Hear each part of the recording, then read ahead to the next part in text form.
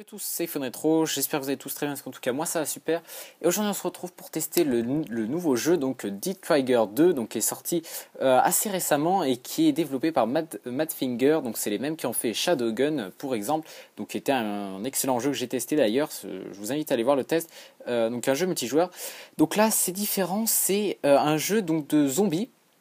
Alors comme vous avez pu le voir sur la vidéo, le jeu pèse vraiment pas beaucoup pour une qualité franchement, je vais pas dire irréprochable, mais vraiment très très haute, surtout pour un jeu gratuit.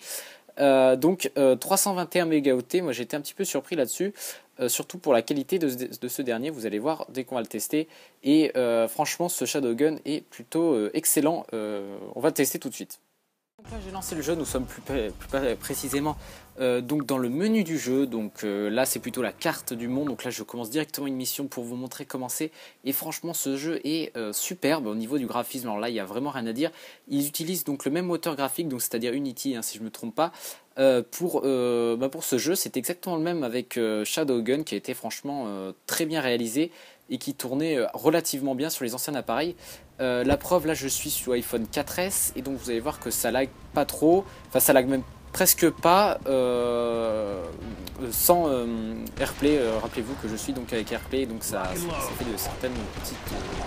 ça rame un petit peu.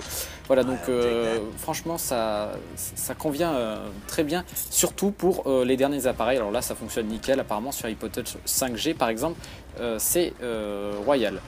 Au niveau donc des graphismes, donc comme je vous le disais, il n'y a rien à dire, hein, franchement, comme vous pouvez le voir là, c'est vraiment, il y a des effets vraiment pas mal. Pour revenir au gameplay, donc le jeu, donc comme je vous le disais, déjà est gratuit, donc voilà.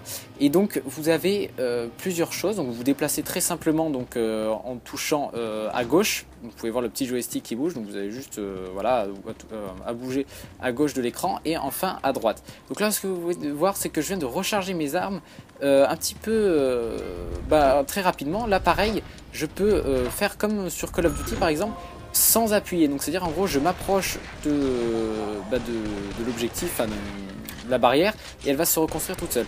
Pareil là, je ne tire pas, ça tire automatiquement en fait. Je positionne mon curseur et ça tire automatiquement, donc je n'ai pas à appuyer. Voilà, donc là par exemple là ça tire automatiquement une fois que j'ai le viseur positionné. J'ai juste à positionner le viseur, mais croyez-moi ce n'est pas si facile que ça. On peut croire que c'est facile, mais loin de là, surtout que là j'en suis au début. Et donc moi je le trouve vraiment pas mal. Donc là la vie se situe en haut à gauche, juste en dessous se trouve l'argent, donc pour acheter divers améliorations. Vos armes, donc vous avez alors là j'ai actuellement le petit pistolet de départ, et la clé anglaise, donc une arme de mêlée qui fait pas trop de dégâts, mais vous pouvez en acheter plusieurs, et plusieurs objets de mêlée par exemple, vous pouvez les changer ou enfin les améliorer. Juste après dans la vidéo, je vais utiliser donc la MP5 que je vais débloquer donc, et qui est franchement vraiment super bien. Enfin, je vous laisse voir la suite. Donc voilà, donc en tout cas pour ce qui est du gameplay, de la jouabilité, c'est vraiment, il n'y a rien à dire, hein, c'est très bien optimisé. Voilà. Pour la durée de vie, alors là par contre je peux pas trop vous dire vu que j'en suis au début, mais apparemment ça a l'air vraiment correct, donc après ça reste à voir.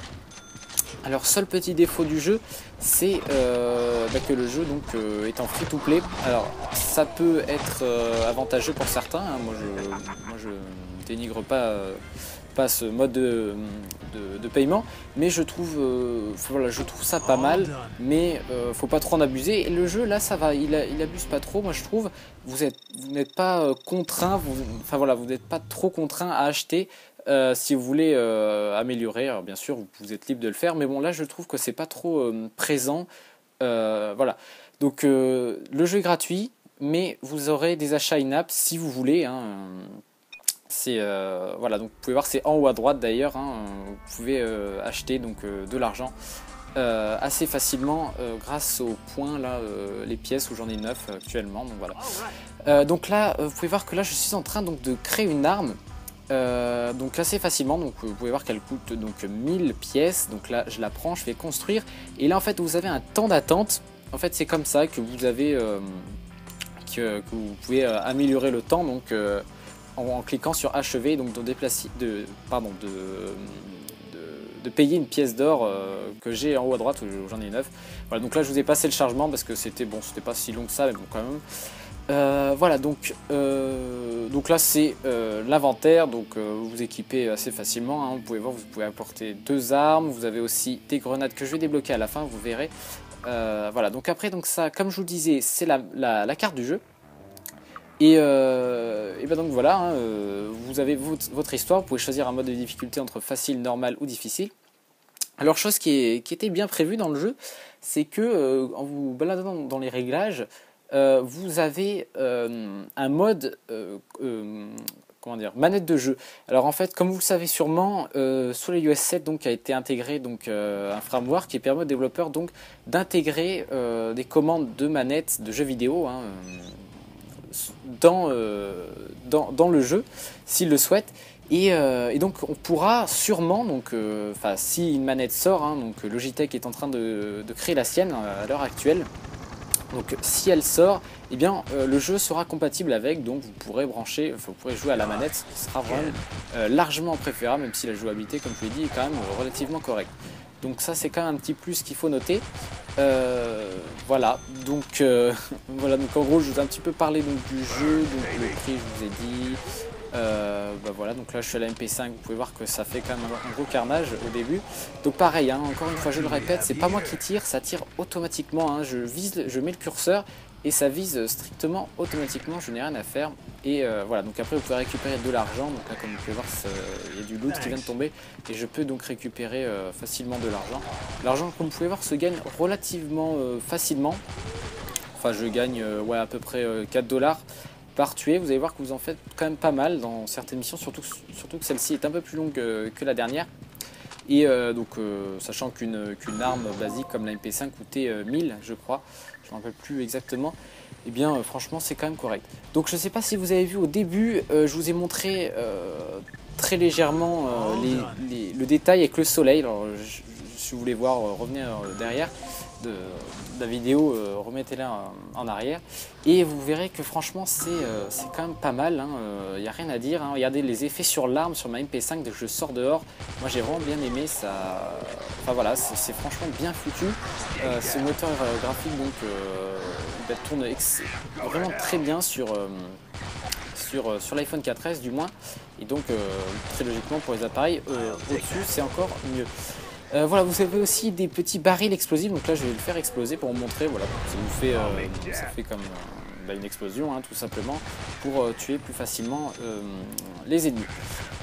Voilà, donc après de la bande son, qu'est-ce qu'on peut dire donc du son, ça émet, vous êtes bien dans l'action grâce au son, il est bien fait, donc vous retrouvez bien sûr les cris de zombies, hein, ça je trouve ça pas mal.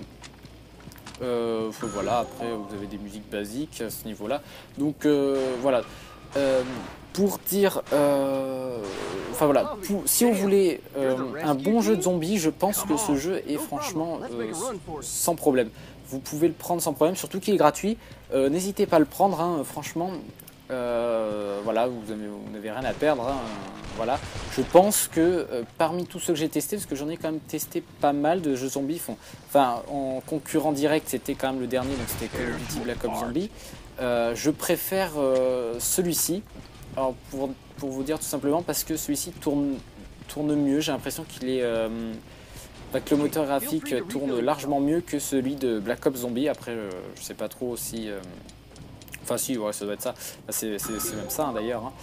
Et donc voilà, donc après, donc là vous pouvez voir que je dois donc protéger le garagiste, hein, je crois que c'est ça, hein, ou l'ingénieur, je sais pas ce que c'est. Oui, l'ingénieur, c'est marqué juste au-dessus d'ailleurs, je suis trop con. Et donc voilà, donc là je le protège. Là vous pouvez voir qu'il y a vraiment plein de zombies qui sortent du garage, je sais pas comment ils sont entrés dedans d'ailleurs.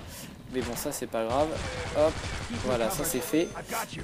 Donc voilà, écoutez, hein, je crois que je vais vous laisser là-dessus, donc en musique, et on se retrouve à la prochaine donc pour une nouvelle vidéo. Allez, ciao tout le monde.